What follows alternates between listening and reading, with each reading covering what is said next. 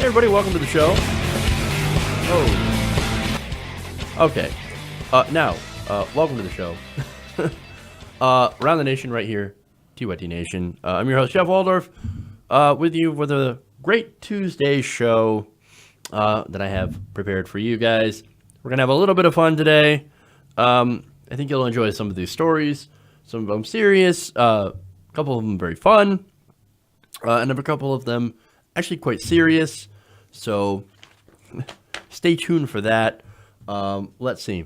Before we get into the show, I want to remind everybody to like and share this stream so we can get more people watching, which is always a good thing. I want to thank the people who support us on Patreon, patreon.com/TYTNation. I want to read out a couple of names here. We have Sammy Osborne, Nancy Kohler, Karen MacArthur, Martin Trammell, Richard Braithwaite, Joseph Terry, Amanda DeLong, Irving Gonzalez, Kenyon Bunny. Haven't shouted your name out for a while. Rusty Bretz, Robert Butler, Rohan Mapiri, Gary Stillman. We also have Leon Chu, Edith Warden, Kathy Diane Sizemore, Wade Bolton, and Mike Simpson. Thank you to everybody that I just called out and everybody else who helps us on Patreon, patreon.com/TYTNation. That's how you can help the show. Another way to help the show is to use the hashtag TYTNation on Twitter. And you can also help us through the Super Chat. So Super Chat message helps the show, and it also elevates your comments, so I'll read them during the show. All right. Like I said, that's that. A lot of fun stories. So let's get to it. We'll start out with some fun. Oh, boy. Oh, this is so bad. All right. Now, the internet has recently been lit on fire after somebody noticed that Ted Cruz's Twitter account had recently liked something that it probably shouldn't have. Let me show you a screen cap here from Ted Cruz's Twitter account. Oh, boy. So that video appears to be from sexual posts, and it appears to be a hardcore porn video. I can't actually show you that, but that's awesome. So that, of course, happened in the late night hours of Monday evening. Now, Ted Cruz's office, like, oh, no, there was a staffer. I might have actually been hacked. I can't tell you. Yeah, sure. Whatever. Now, as awesome as that is, the story actually gets a little bit better. Because Ted Cruz's old roommate, well, he decided to weigh in on this issue.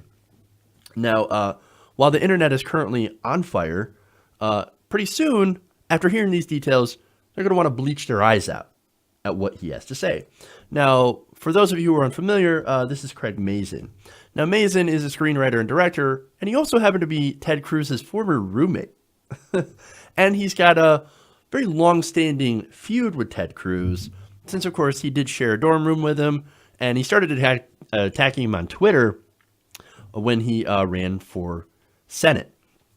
Now, during the primary and during that Senate race, he started sharing some very sad tidbits of Ted Cruz's college life, like this one.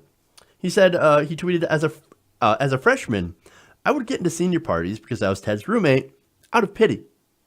He was that widely loathed. It's a superpower. So this guy gets invited to parties like, oh man, you bunk with Ted Cruz?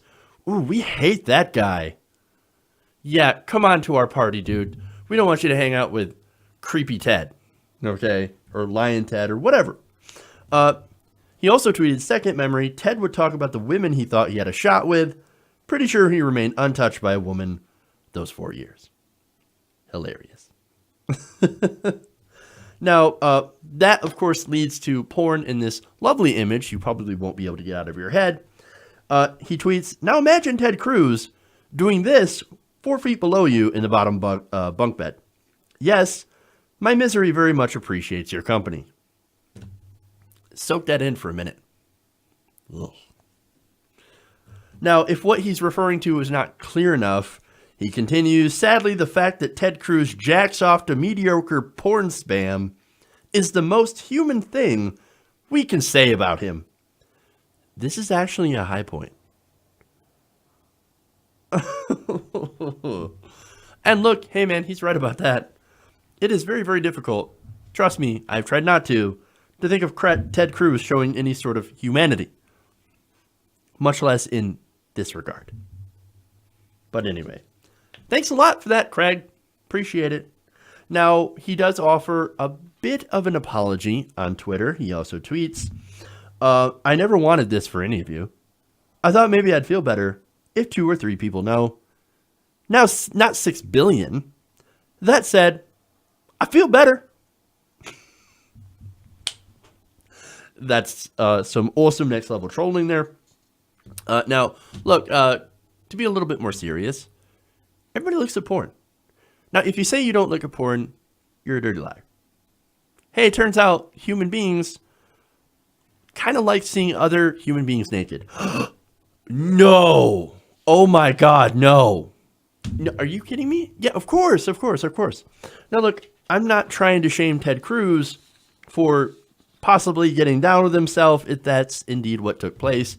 And it wasn't just a careless intern or a staffer. But here's where I'm forced to talk about this. And that's because of the hypocrisy.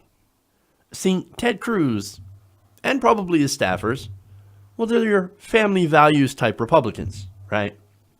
Now, to show you how so-called family values and essentially anti-sex Ted Cruz is, remember when he was the state solicitor general of Texas, he actually defended a law that banned sex toys. According to Vanity Fair, in its brief to the U.S. Fifth Circuit Court of Appeals, Cruz and his team argued that the plaintiffs challenging the law, a group of online retailers and Austin stores that sold sex toys, were not protected under the 14th Amendment's right to privacy. In fact, he continued, banning obscene devices was in the public interest, and the government should be granted police powers for the purposes of discouraging prurient interest in sexual gratification, combating the commercial sale of sex, and protecting minors. You always have to throw that in. Think of the children. Furthermore, using obscene devices, the state argued, was akin, and get this comparison, to hiring a willing prostitute or engaging in consensual bigamy. But wait, there's nothing wrong with any of that. I would go further. My personal beliefs is, why is prostitution illegal? It's a monetary, voluntary transaction between 2 adults. Who cares? Honestly, who the fuck gives a shit? You want to hire a hooker, right? But no, he says that since that's illegal and so and immoral, well, so is having a sex toy because it's the same thing. Pretty sure it's not. Pretty sure it's not equal to hiring a prostitute. Look, this guy has some serious issues, and I'm guessing a lot of that stems from being super bitter that he couldn't get laid in college. I'm just saying. Now, that actually leads me to Mason's best tweet on this one, and this is regarded in regards to his time as state solicitor general of Texas, banning the sex toys. He says, Ted Cruz thinks people don't have a right to stimulate their genitals. I was his college roommate. This would be a new belief of his. Damn. Trolled. Okay. That's it. We're starting out with fun. Now we'll get into some serious stuff.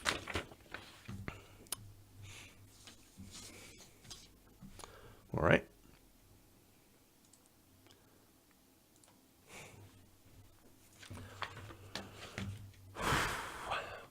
So there's some new revelations involving the Mueller probe into the Trump campaign and people around Trump. Now, this happened a while ago. According to a new report in the Wall Street Journal, Jared Kushner almost had to step down because of this investigation. That's very interesting. In fact, several of President Trump's lawyers had advised Kushner to step down over potential legal complications last summer with the Mueller investigation stemming from Kushner's own lack of transparency about his numerous meetings with different foreign officials. Now, sources familiar with the matter told the Journal that some of Trump's lawyers were concerned about Kushner, who had several meetings with Russian officials during the 2016 presidential campaign and had brought those concerns to Trump himself. In fact, press aides to Trump's legal team allegedly even went as far as to draft a statement explaining why Kushner was leaving the White House. So that's very, very interesting. So they went very far. Like, okay, we think Kushner's going to leave. So what we're going to do is we're going to draft a letter explaining why he left. Now, what are they going to blame it on?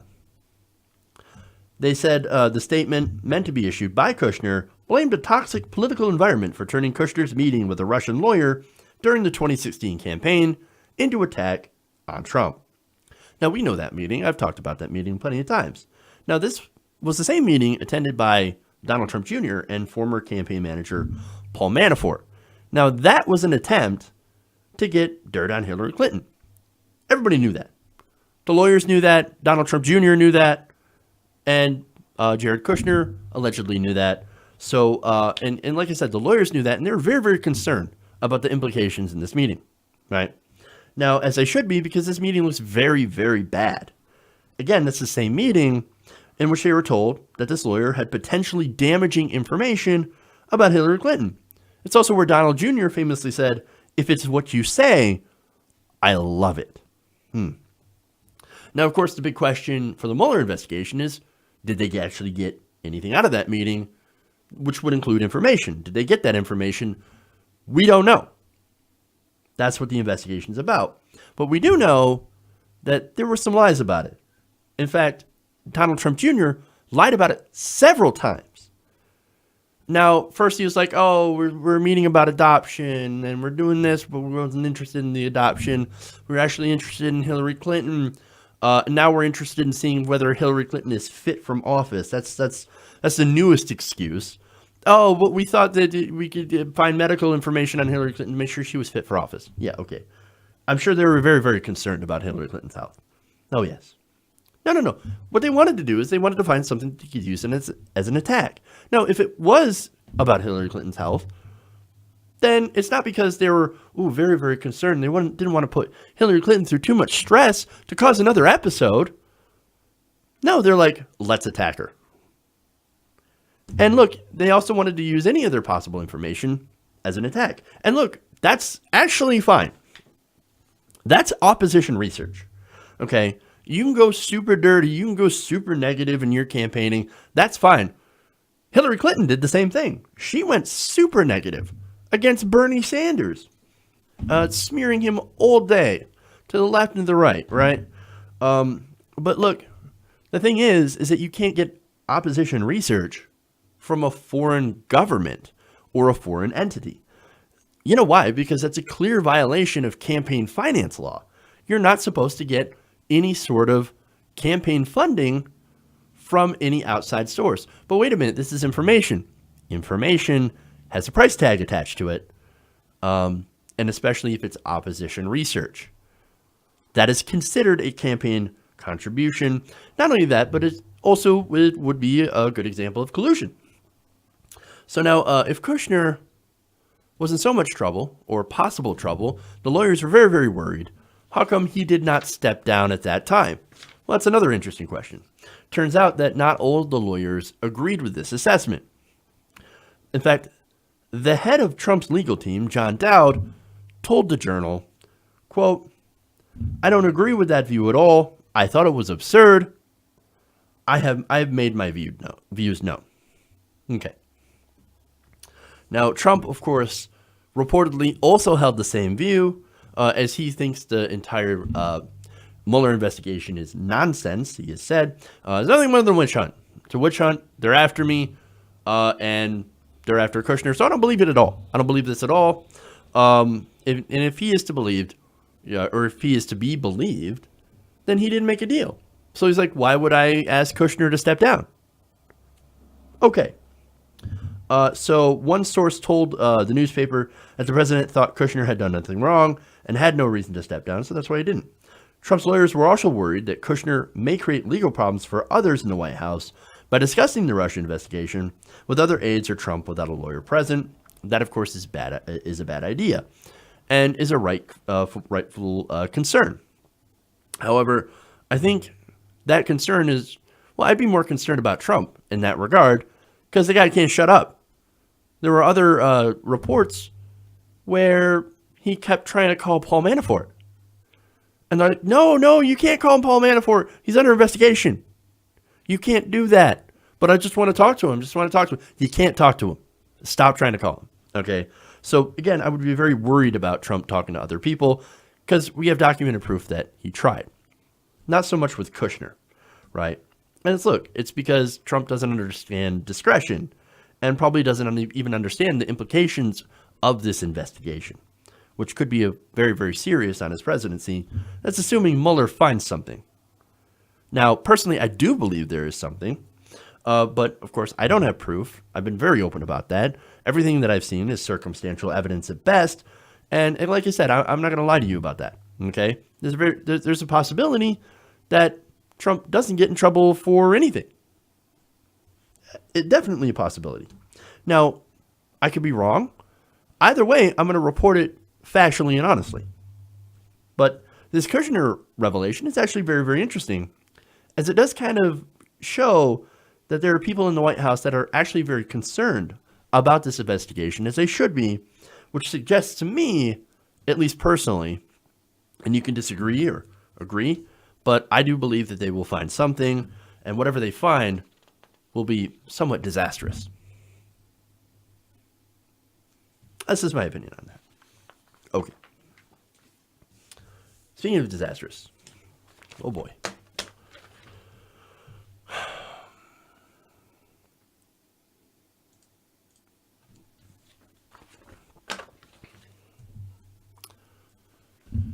Now, Facebook had recently revealed that there were Russian troll farms that spread conservative propaganda in the lead up of, and during the 2016 election. So this was anywhere back from 2015 to 2016 on.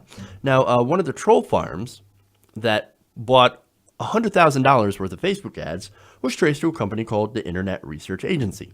Now, they're actually well known by the intelligence community for doing these types of different activities. So now spreading propaganda, that's one thing. We knew they were already doing this, but it's actually another when that propaganda starts spurring people into action as what they're trying to do. Now, this is according to a new report from the Daily Beast. Now, some of these trolls actually used Facebook's event management tool to remotely organize and promote political protest in the United States, including an August 2016 anti-immigrant, anti-Muslim rally in Idaho. That's very interesting. Now, a Facebook spokesperson confirmed to the Daily Beast that the social media giant had shut down several promoted events as part of a takedown described last week. The company declined to elaborate, except to confirm that the events were promoted with paid Facebook ads. Now, like I said, I reported on this last week. These troll farms linked to that company. That company is also funded by the Russian government, by the way, and they bought $100,000 worth of political ads. Now, look, in political ad spending in 2016 alone, that is a literal drop in the bucket. Okay. Nonetheless, this was an attempt to disseminate propaganda, which we know was targeted not at liberals, but at conservatives. This is conservative propaganda. In fact, this campaign was aimed at influencing people on social issues, LGBT rights, and now apparently immigration. And we can see the direction where they went with this. Now, one of the events I mentioned was in Idaho, and it was on August 27th, and it was a rally set to take place in a town that was known to welcome Syrian refugees. Now, the rally event's description is as follows. This is due to the town of Twin Falls, Idaho, becoming a center of refugee settlement, which led to the huge upsurge of violence towards American citizens. Now, I have to note that there's no factual information in that sentence. There has been no spike of violence against American citizens in Twin Falls. That's just not true. But nonetheless, they said it is a crucial draw to society's attention of this problem, that problem apparently being immigration and accepting refugees who are fleeing from ISIS. Now, they say that we must stop taking in Muslim refugees. We demand open and thorough investigation of all the cases regarding Muslim refugees. Not only that, but all government officials who are covering up for these criminals should be fired. Now, this event was hosted by a Facebook page called Secure Borders.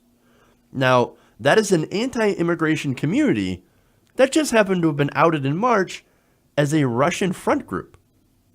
Fascinating. That Facebook page had 133,000 followers on Facebook when it was closed last month. Now, what's funny about this is how much reaction it got. Again, they spent money on this. They organized this rally. Let me show you what the results were. And this is hilarious. 48 people clicked that they were interested. Yet only 4 said they went to city council chambers that day. 4 people. Sad. Now look, that is not enough. Based on this, whatever propaganda and whatever effect the Russians had on the election, well, you can pretty much see what effect it's had on other things. Not very big. Not very much. So you can't really make the argument that, oh, Russia, they stole the election from Hillary Clinton. They probably tried, but they didn't steal the election. No, Hillary Clinton, and I'll get into that, but the biggest part of Hillary Clinton's loss is Hillary Clinton. So let me just put that out there right now. Now, back to the article, Facebook did not explain if the several promoted events were upcoming ones at the time of the account deactivation or were events that had already occurred at the time of deactivation, but the spokesman confirmed that the promoted events were indeed paid events. So, again, they use these paid events to rile up people, like maybe 4 people, to try and gather at this small town to apparently try to intimidate people who are welcoming in Syrian refugees. Interesting. Now, the event also played on people who spread fear about refugees, like Breitbart, Alex Jones, WorldNet Daily, who had actually pushed a series of stories implying that immigrants were taking over Twin Falls since the beginning of 2016. Now, this is interesting. This feeds right into the right-wing narrative, okay? Now, a WorldNet Daily writer had called Chobani, who was based in that area, their plan to hire immigrants to work at the Twin Falls plant a, quote, Islamic surge. In a January piece, once titled, American Yogurt Tycoon Vows to Choke U.S. with Muslims. Oh my God, they're going to choke us with Muslims. The Muslims are coming to Twin Falls. They're going to take over. Quick, let's get this Russian Facebook page to organize a protest that 4 people are going to show up. It's so sad. So sad. There's also an InfoWars piece that claimed that Chobani's workers were responsible for a 500% increase in tuberculosis. That is, again, not true. Alex Jones also said, and this is funny because after that piece came out, well, here comes Chobani saying, that's bullshit. We're going to sue your ass. And they did. What's funny is that in response, Jones said, I'm not backing down. I'm never giving up. I love this. And that I'm choosing this as a battle. On this, I will stand. I will win. Or I will die.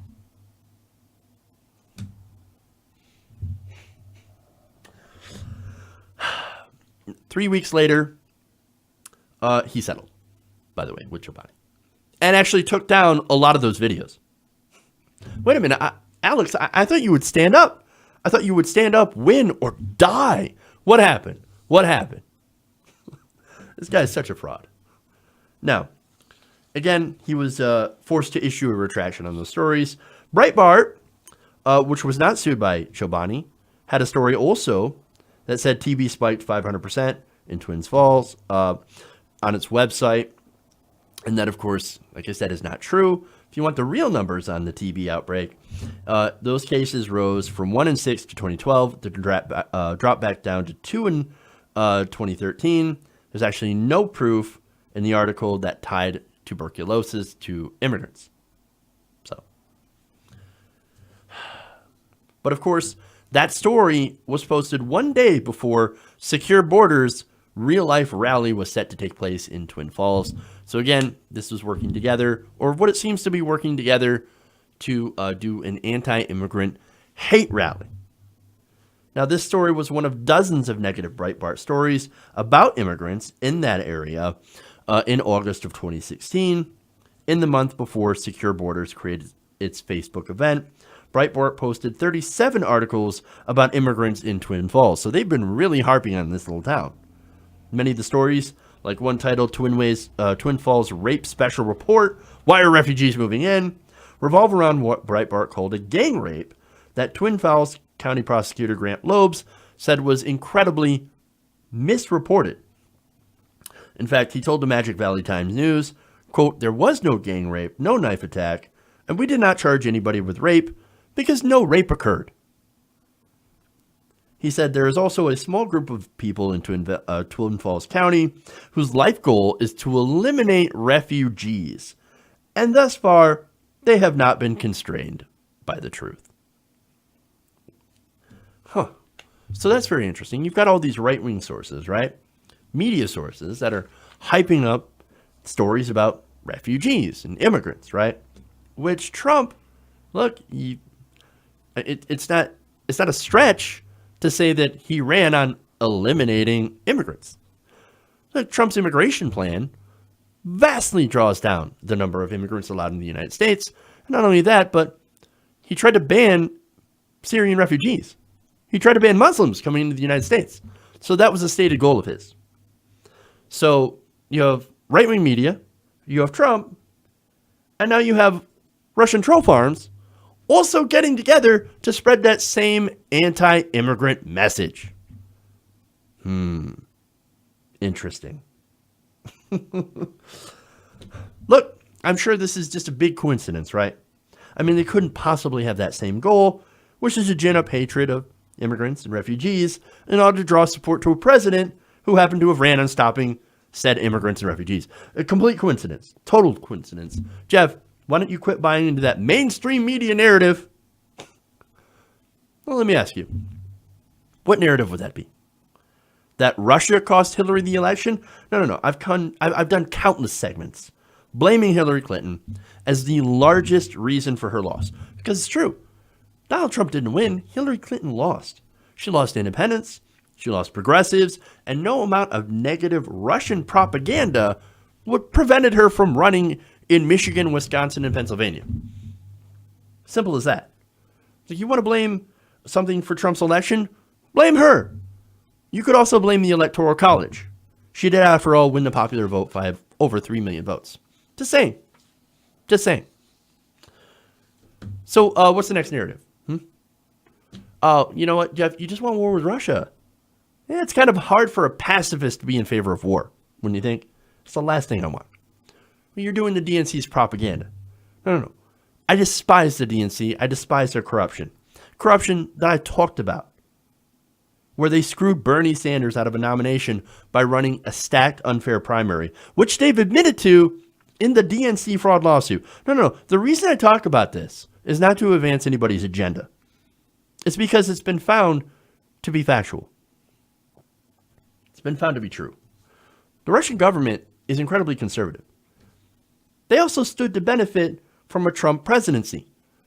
And it's pretty clear that they did propaganda on behalf of conservative causes. Okay. Now look, we've done the same. I'm not vilifying just Russia. Because if you're going to vilify Russia, well then we should vilify other countries who also meddle in other people's elections. And that would be us. We're the biggest meddler in other people's elections. Okay? Look, we've meddled in order to get what we want from other countries, mainly their natural resources. For example, oil, right? Petrodollar. Why is it so hard for some people to believe that another country just decided, hey, we're going to take a book out of the American, or we're going to take a page out of the American playbook and do the same thing and meddle in their election so we can get what we want? And in this case, the relaxation of sanctions against the Russian oil and gas sector. It all comes down to money. It all comes down to money. Look, as I said, we've overthrown countries for oil and even fucking bananas. Where do you think the term banana republic came from? But see, this isn't even in that ballpark because it's propaganda. This is propaganda that essentially tried to benefit one candidate over another that spread fear. A fear that's already there of Muslims and refugees. Okay? And look, that's how propaganda works, right? It works to motivate people into voting based on fear. And on that front, the Republican Party has actually done an excellent job of motivating their base out to vote, doing so. As far as Hillary Clinton is concerned, and the Democrats, they don't do that. But they don't also, they failed to motivate their own base by not being able to give them hope. So, but again, this is another example of propaganda. And it's something that we have to keep ourselves aware of. Because it seems like it's a concerted effort between the right wing of both countries in order to try to get right-wing policies in this country. But anyway. All right. Let's move on. Shall we? Okay. Let's do some more fun.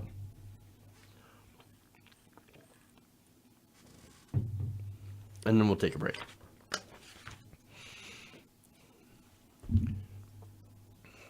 Now, Donald Trump has been known to throw people under the bus if it suits him, right?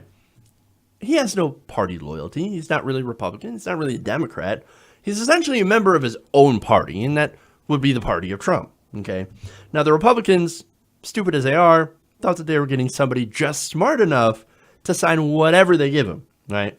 Now, in some respects, you'd be right. I mean, if you want to talk about him eliminating the Obama agenda, well, that's something that Republicans have wanted to do ever since Obama, right? However, in getting that person, they also got someone who was widely unpredictable and also incredibly narcissistic. Now, so he does what basically helps him and only him. And if that means dealing with the Democrats and throwing the Republicans under the bus, he'll do it. In fact, he already has done it. Okay? So now you can understand why that could be problematic for Trump, throwing people under the bus, especially now because of the Mueller investigation. Okay? Now, some of the people that he's thrown out of office were crazy people, like Steve Bannon and Sebastian Gorka. Okay? Now, other people he's thrown out happen to be Republican Party loyalists and part of the establishment. So now that he's shown that he has no loyalty to anyone but himself, there's a growing fear that these same people might be willing to sell him out if Mueller comes knocking. Now, that's specifically Sean Spicer and Reince Priebus. Now, there are some people in Washington that are like, oh, no, they would never, ever sell out the president. Are you kidding me? No, of course so. Of course not. But according to Politico, one person isn't so sure, and her name is Barbara Ress. Now, Barbara Ress, she's not some rando off the street, okay? She actually worked as a construction executive for the Trump Organization, and it actually worked directly under Donald Trump. So she kind of has an idea of who we're dealing with here. Now, she said that she didn't understand the loyalty oath staffers may have taken and asked a question that we've essentially all been asking of people who were recently fired by Trump. Why should they be loyal? Why? Well, that's a super, super good question. Why should they be loyal? Especially after the way that they were treated. And she also says, quote, he treated them like crap. Yep, pretty much. And that's how Trump treats everyone that he does not need. Now, if you need something, Trump's like, oh man, you're a tremendous, fantastic person. And also, if you're richer than him, then he also sucks up to you. But if you're neither of those things, he couldn't care less about you. And one example is making Reince Priebus come all the way up to his desk when he was chief of staff to come kill a fly for him. Hey, Reince, this bug is bothering me. Kill it. I mean, that's ridiculous. That's not the job of a chief of staff. It's super ridiculous. Not only that, but another great example of a giant fuck you to one of the staffers is when Donald Trump went to go meet the Pope and he decided to leave Sean Spicer home. Now, why that matters is that one of Spicer's biggest dreams and goals in life is to get to meet the Pope. Now, if you know that and you still leave the guy home, then you're a dick. And that's what Trump is. Now, look, there's another piece to this, right? Even if Spicer still loved Donald Trump, they still might not necessarily put their asses on the line for him, especially if the Mueller investigation uncovers something big. In fact, you have former special counsel Robert Ray. Now, this was one of the Whitewater investigators telling the magazine, quote, "The lesson to be always learned is loyalty is one thing, but are you prepared to go to jail for it?" The answer to that question should be no. That would be the obvious question. Now, again, they're referring to the Mueller investigation, right? If it is actually criminal, which we don't know, well, the question would then be for the staffers, do I bail on Trump or do I stick by him and I lie for him that could get me potentially jail time? Again, I would say no, right? Now, that's not to say that if Mueller does find something that it wouldn't protect their boss, but I mean, and look, we have examples of that, by the way. Scooter Libby. Now, Scooter Libby was Vice President Dick Cheney's chief of staff, who was convicted of lying to a federal officer as part of the Valerie Plame scandal. So that's one example of somebody taking a bullet for their boss. Not literal, of course, but saying, oh, no, it's all me, and going to jail for their boss. But the question is, who would be loyal enough to Donald Trump to go to jail for him? I mean, we know who he is, how he is, right? We know that he can easily turn his back on someone in an instant. Look at Anthony Scaramucci. Gone immediately. As soon as John Kelly got in there, boom, gone. Stephen Bannon. He's super ready to turn his back. As soon as, and look, Tony Schwartz. That was his ghostwriter for Art of the Deal. He famously said that Donald pisses ice water. Essentially meaning that, look, if Trump has a use for you, great. But if he doesn't have a use for you, you're gone. He's going to fuck you over. So, look, maybe there are people that are loyal to him despite that. I don't know. And at the end of the day, when it comes to Priebus and Spicer, who are both establishment guys, and Trump's been pretty harsh on the establishment, well, we don't know if they are that kind of people. So we don't know if Spicer and Priebus would be loyal enough to go to prison. And that should worry Trump very, very much. Okay. I'm going to take a quick break here. Then we've got two more stories. Stay tuned. Alex Jones. We've got an interesting story on that. And then we've got good news, again, on Medicare for All. So we'll take a quick moment. We'll be right back.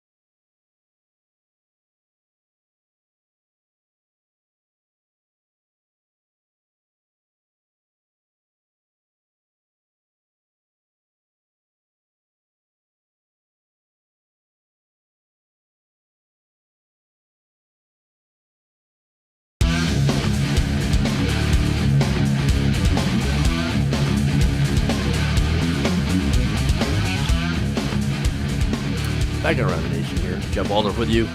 Let's go to a tweet, hashtag TYTNation. Raven asks, I somewhat think that these people are blaming Russia and want to keep doing so as an excuse to blame RT and RT America. Why? Like, okay, but why? What would be the point of blaming RT and RT America when it's pretty clear that Hillary Clinton would have won the election without the Electoral College? It's crazy. Yet the reason that she lost is, again, on her and also an arcane institution. Why blame a rinky-dink, well, at least in my opinion, no, like, shade on people like Larry King and Tom Hartman, who have shows on RT, and Lee Camp, who also has a great show on RT. You going to blame them for the election? No, it's ridiculous. It's super, super dumb. And anybody with a functional brain doesn't buy that argument. Oh, no, it's all RT's fault. Are you fucking kidding me? Again, super ridiculous. But hey, man, if you want to blame RT and RT America for the loss of Hillary Clinton, well, I don't know. Like, you're not a smart person, and I'm not going to have a conversation with you. And I'm saying it to those people who are so, like, the thing is that there's a lot of people who just lap up all the stuff from Joanne Reed and Hillary Clinton and, all the surrogates that are like, oh, my God, Hillary's so great. And she got everything stolen from No, she didn't. We know that. Just figure out a more positive way to put forward your agenda. Look, man, if you're as liberal and progressive as Hillary claims she was, then why don't you, instead of bitching about RT or Bernie Sanders, Bernie Bros, why don't you do something positive?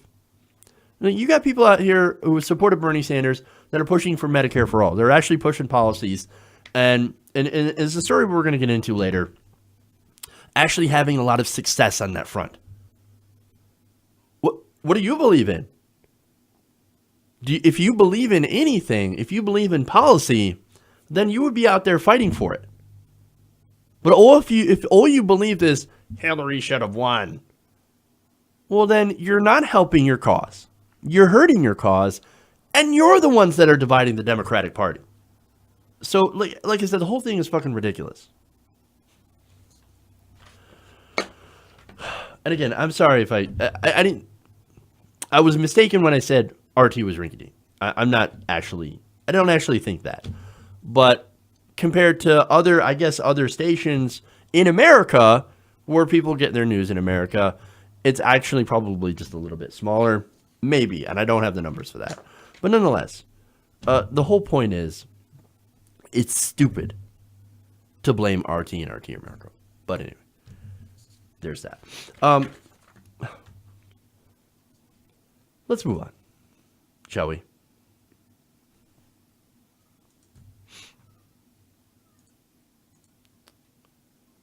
And let's get to house shows.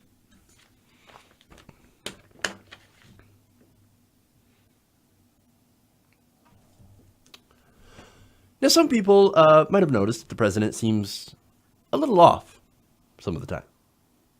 Now, some of the things that they noticed was the fact that he can't pay attention.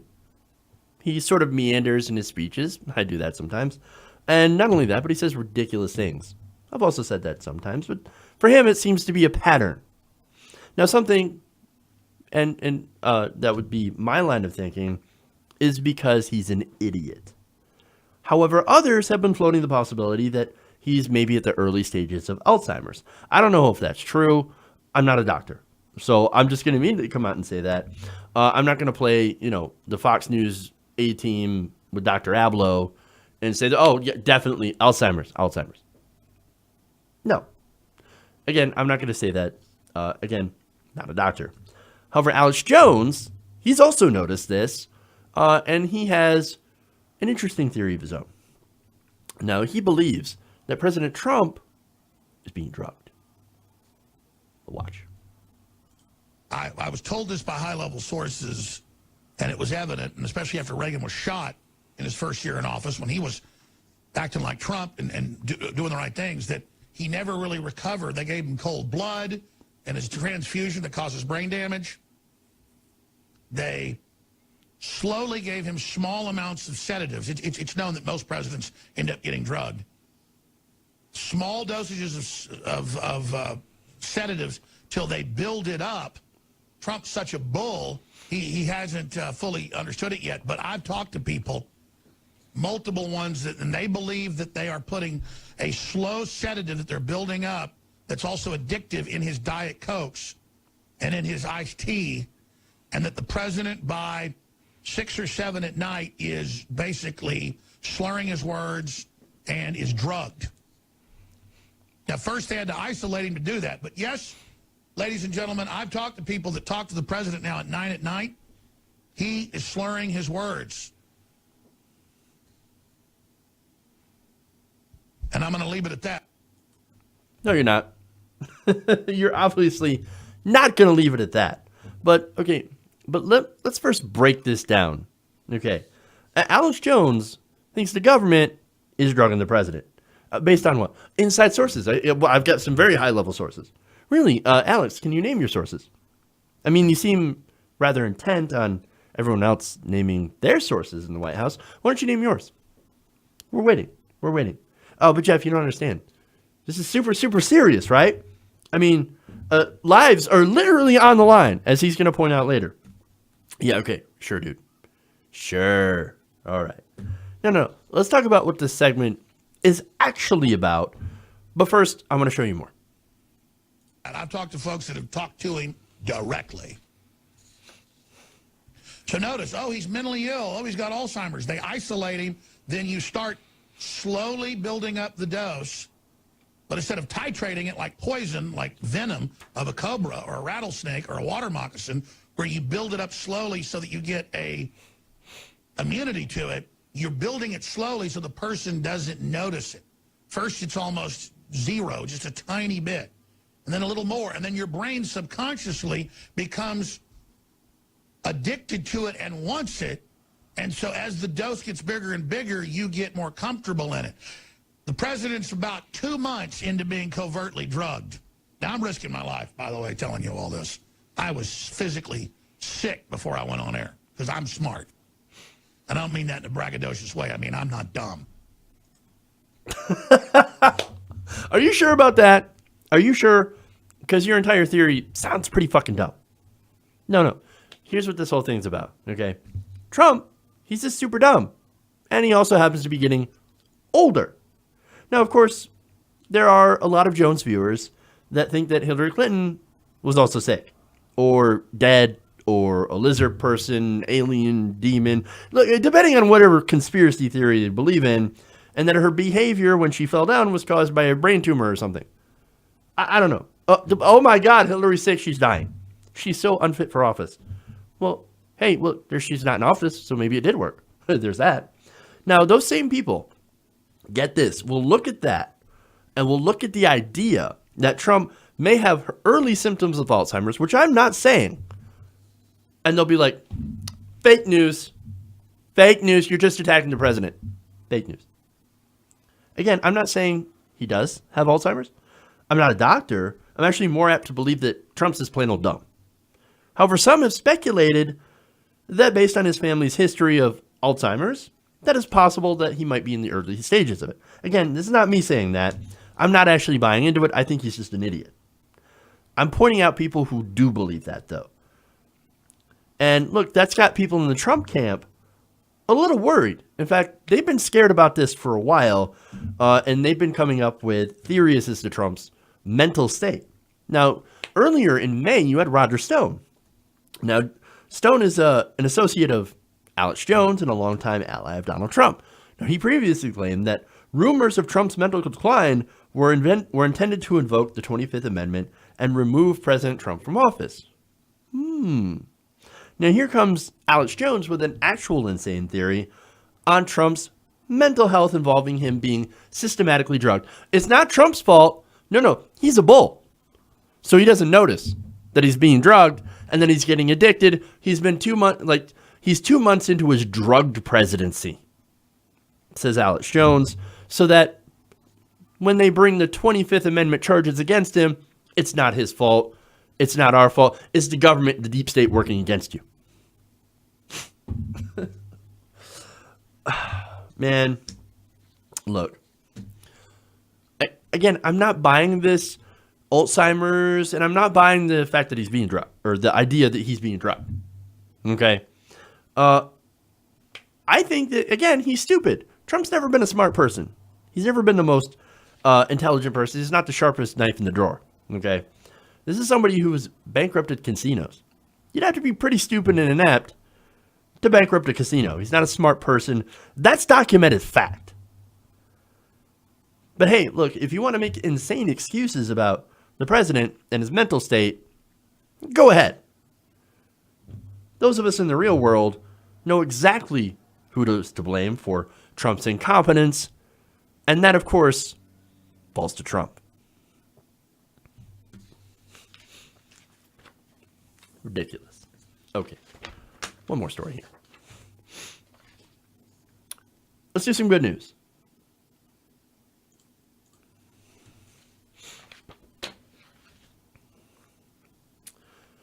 Now, just one day prior to the unveiling of Bernie Sanders' new Medicare for All plan, 4 more Democratic senators have decided to not only support the bill, but have decided to co-sponsor the bill. Now, yesterday, one of them I mentioned was Cory Booker. Now, Booker joins Jeff Merkley, Kirsten Gillibrand, and Sheldon Whitehouse in announcing that they will co-sponsor the bill. Now, Booker announced his support on NJTV News Monday afternoon. Let me read that statement. He said, "You should not be punished because you are working class or poor. I think healthcare should be a right to all. This is something that's got to happen. Obamacare was the first step in advancing this country, but it won't rest until every American has basic security that comes with having access to affordable healthcare." Now, Booker, I don't trust his motives. None of you do. And you shouldn't. He's a politician. I don't trust pretty much any politician unless they have a long record. Okay? So, now, that said, it's fairly clear that political pressure seems to be having some sort of an effect. Now, let me give you a couple of examples of that. When Booker blocked Sanders' bill that would allow the importation of cheaper drugs from Canada, well, progressives went after him. I went after him. I called him out for, having, for getting giant donations from the pharmaceutical industry. And we put a whole lot of pressure on him, right? And after all that pressure was applied, oh, look at that, he flipped. Later on, he decided, yes, I am going to support Bernie Sanders' plan to import drugs from Canada, which would be cheaper. Wonderful. That's good. That actually means that he responds to political pressure, okay, from his constituents. Now, the question is, will that be enough for him to actually put his name on it to vote for it? Well, let me tell you this. The number one, and you're not going to be surprised, the number one concern of a politician is to get reelected. Now, if they think that corporate money, taking corporate money and voting with the establishment will do that, then they're going to do that. Okay, voting on behalf of corporations. And that's what we've had. And that's the big problem here, right? When human beings don't pay attention to politics, when they don't get involved in politics, well, then the politicians are going to be like, well, I'm just going to go where the money is. I'm always going to get voted in, so I'm going to vote for the corporations. I'm going to line my pockets. Okay. However, if their voters start getting involved and start holding them accountable and say that you must vote for these progressive policies or we are going to kick your ass out, well, then these politicians will start to respond. Because look, all the money in the world from campaign donations, it's not going to matter if nobody votes for you. So that's what's important. Now, Hillary Clinton found that out the hard way when she lost the election. Now, shortly after Booker announced that he would co-sponsor this bill, Merkley also announced his support on Twitter. He said, "I'm co-sponsoring Senator Sanders' Medicare for All bill. Healthcare should be a right for all, not a privilege for just the healthy and wealthy." That's a much, much better statement than Cory Booker, who still talks about having access to affordable healthcare. That always bothers me. It also always pisses me off. And it kind of shows me what they are really about. Again, Booker, I don't think he's in favor of actual single payer. Nonetheless, he's putting his name on this, and that's kind of a big deal. Now, just hours later, Mike also broke the news that Kirsten Gillibrand, who has come out in the past for single payer, also will co-sponsor the bill. And then, of course, you finally have Sheldon Whitehouse, who announced his endorsement last Friday through a spokesperson. Now, the spokesperson said Senator Whitehouse intends to co-sponsor this bill to move the conversation, sort of weak sauce, forward on single-payer health care. The senator will also continue to press for legislation to create a public health insurance option when he co-authored with Senators Brown and Franken and has long supported. So, hey, look, if you want to support the public option, okay. And if you think that that's the feasible path towards single payer, fine. Let's all push for single payer anyway and see what we get. Now, Whitehouse, he's going in that direction. He says, look, man, I'm going to try to go for the more practical option, which is a public option, but I'm still going to co-sponsor single payer to see how far we can push this. Wonderful. Now, you also had Chris Murphy, who's another Democrat that signed on to this. Now, he essentially is pushing a straight buy into Medicare for his path to single payer. He has not signed on to this bill. Nonetheless, this is starting to be a mainstream discussion. You are seeing Democrats that are actually coming out in favor of moving towards universal health care, single payer health care, which is the conversation, the exact conversation that we should have been having during the ACA.